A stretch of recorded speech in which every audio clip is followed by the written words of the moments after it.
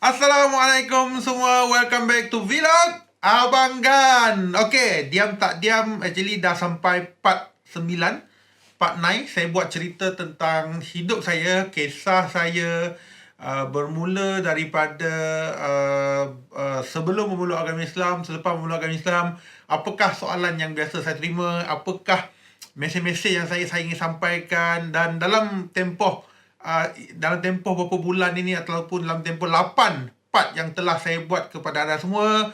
So, firstly saya ucapkan ribuan terima kasih atas segala orang katakan nasihat anda, pandangan anda, kritikan anda, dan juga saya ingin mohon maaf juga mungkin ada yang kurang berkenan dengan pandangan saya, kurang berkenan dengan tindakan saya, dan juga mungkin dia memang tak suka saya ke apa ke.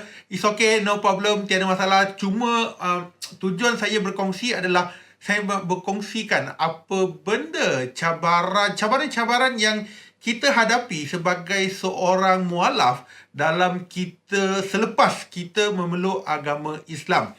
Okay, so untuk part yang ke-9 kali ini actually adalah satu permintaan. Saya nak memohon ataupun saya nak meminta kepada semua rakyat Malaysia supaya kalau boleh jangan tanya soalan yang begini kepada rakan-rakan ataupun ahli keluarga ataupun sesiapa saja yang mungkin baru memeluk agama Islam, kalau boleh. Dan pada masa yang sama juga saya nak menjawab kepada beberapa persoalan yang mungkin ditimbulkan oleh rakan-rakan dekat luar sana.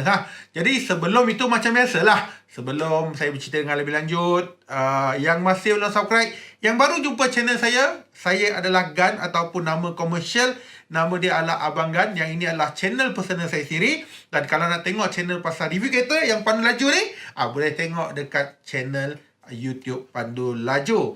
Okay, so topik hari ini adalah saya nak bercerita tentang kisah saya lah, iaitu part 1 sampai part yang ini yang ke-9.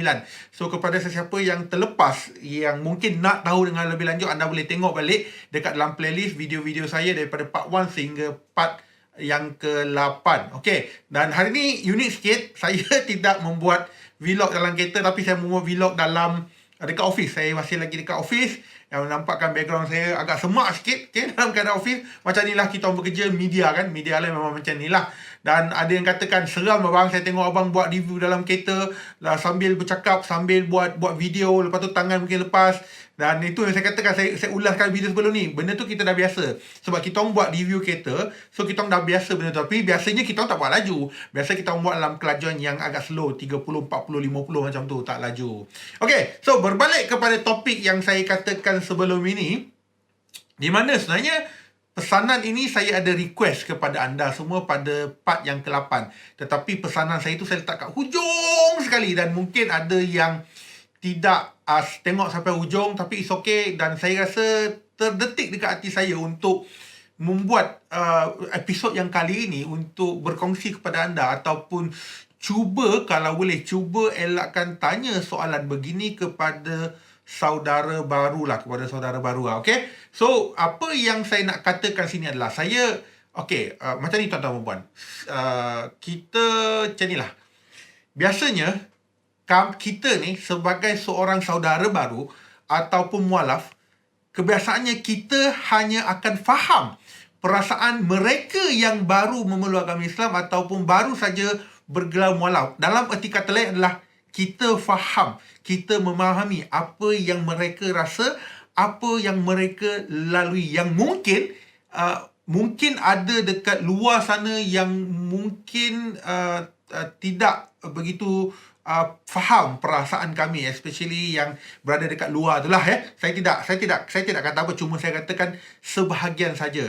Dan apa yang saya nak sampaikan sini adalah kalau boleh saya meminta kalau boleh, kalau anda bertanya kepada saudara baru, kepada golongan mualan sebagainya, kalau boleh jangan tanyakan. So biasa orang akan tanya, apa yang membuatkan you memeluk agama Islam, kan? Apakah hidayah you dapat? Adakah mimpi-mimpi apa? Itu adalah common question yang kita dapat benda tu. Tetapi apa yang kadang-kadang benda tu kadang kita rasa kita akan jawab, saya akan jawab. Macam saya jawab itu, ada yang tanya saya, apakah yang membuat ada tak saya dapat hidayah ataupun mimpi ataupun apa-apa saja yang membuatkan saya memilih agama Islam. Saya katakan tidak.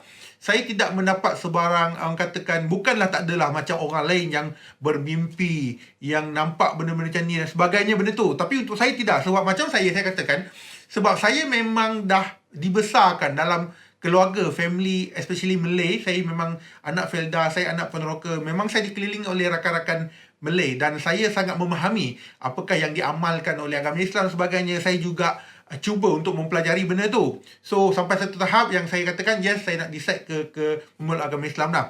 Dan berbalik kepada yang soalan saya kata tadi, yang cuba, kalau boleh, cuba elakkan, janganlah tanya macam ni. Jangan tanya, kau masuk Islam sebab apa? Sebab kau nak kahwin Melayu ke apa?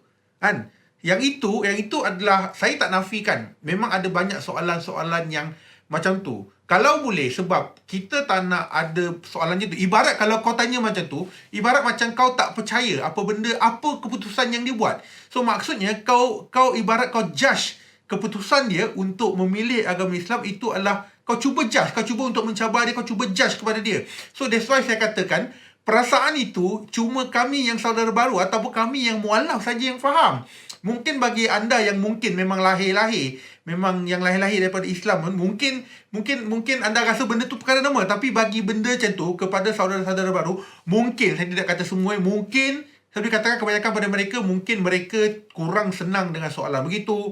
Ataupun macam saya kata lah, cuma macam kau judge dia yang kau memang tak percaya kepada dia. Alah, kau masuk Islam sebab kau nak dapatkan projek, kau nak dapatkan projek kerajaan, kau sebab kau nak dapat bumi putra, kau nak dapat diskaun rumah, kau nak kahwin sebagainya. So yang itu adalah antara komen yang benda tu. Actually yang benda tu you mungkin boleh hurtkan hati dia, sakitkan hati dia, boleh melukai hati dia, sedangkan dia dalam, orang katakan, berada pada jalan yang benar.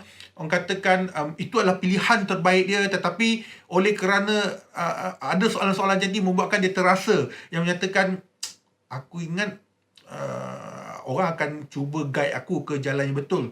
Sebaliknya aku macam dijudge oleh mereka yang mengatakan apa yang dibuat ni diragui dan sebagainya lah. Okay lah.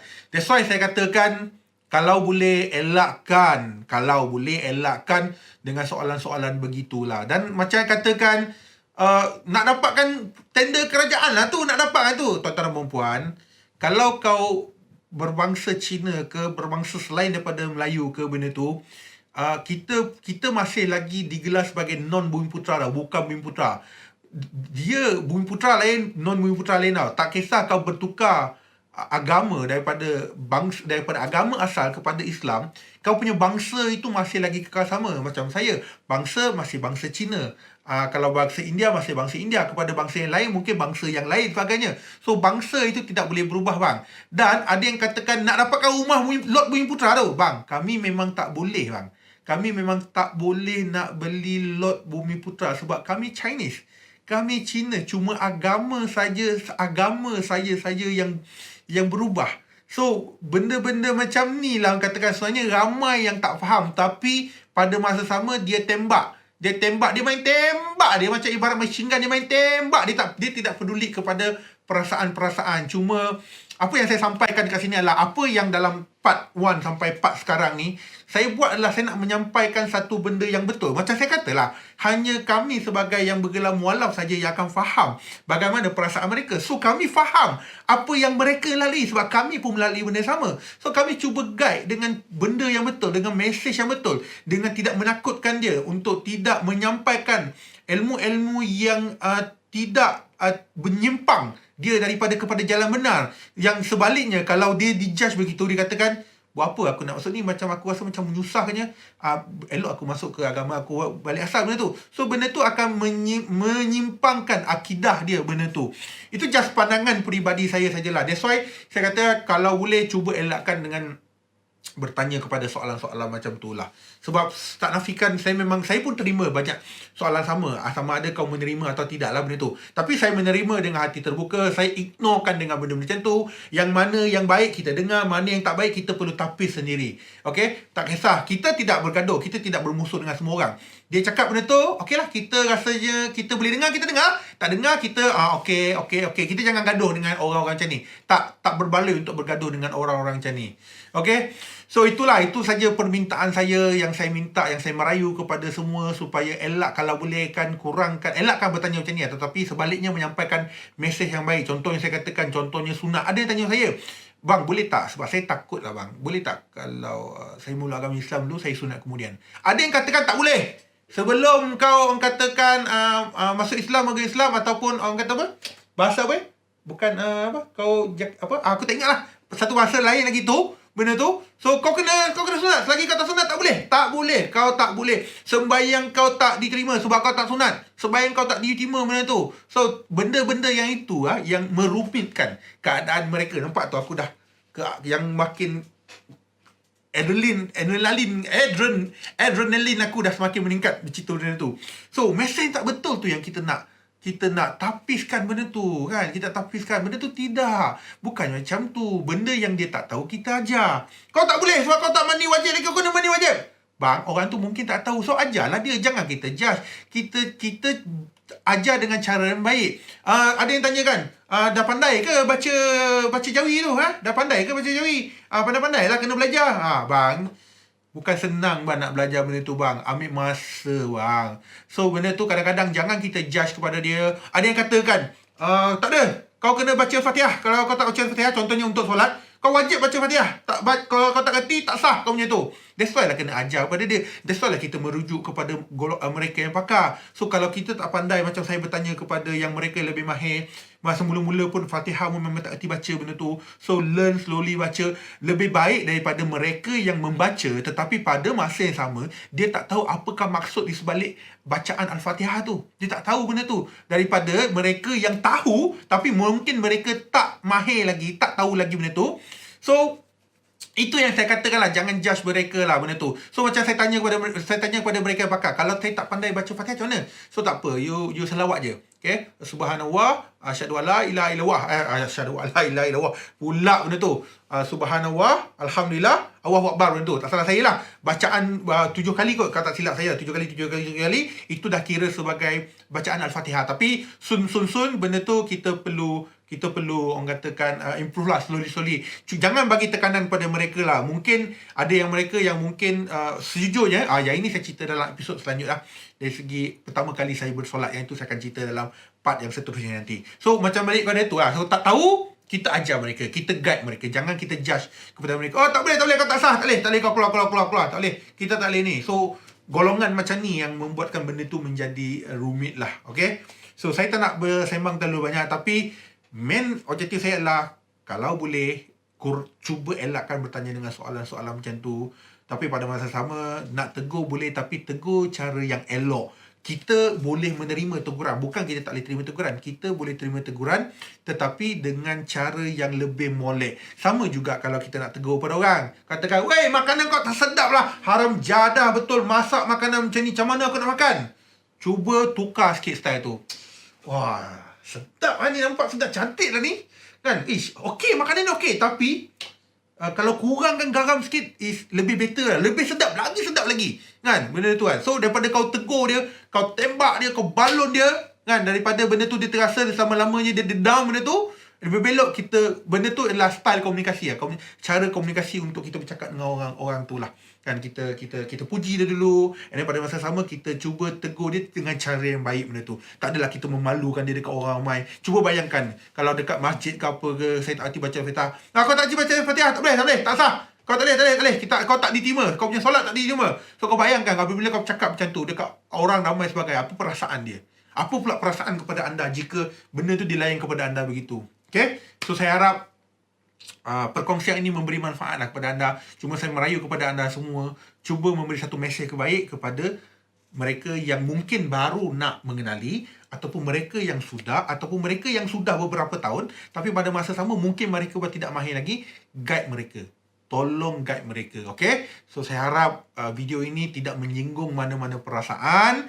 Apa yang saya cakap, apa yang saya kongsi ini adalah realiti yang memang dihadapi oleh saya, yang dihadapi oleh rakan-rakan mualaf yang lain mungkin juga saya merasakan begitu. So, saya harap video ini tidak aku tak terima kecaman lah. Tapi kalau orang nak kecam pun aku terima je, tak ada masalah. Sebab saya rasa tanggungjawab saya bercerita pada benda yang benar. Kalau mungkin anda tak berbuat hati, anda boleh tegur saya terima teguran anda. Tapi kalau saya tidak bersetuju dengan statement anda, kebiasaannya saya akan balas komen anda. Saya akan katakan saya kurang bersetuju atas sebab-sebab apa dan sebagainya. Okay? So, sampai sini saja video abang kali ini. Macam biasa, jangan lupa subscribe. Jangan lupa tekan loceng. Free bang. Tak payah bayar. Memang tak payah bayar. Okay? So, jangan lupa subscribe. Dan kita jumpa lagi pada video akan datang. InsyaAllah yang saya akan ulaskan seterusnya. Terima kasih atas sokongan anda selama ini. Assalamualaikum. Jaga diri. Take care semua. Bye-bye.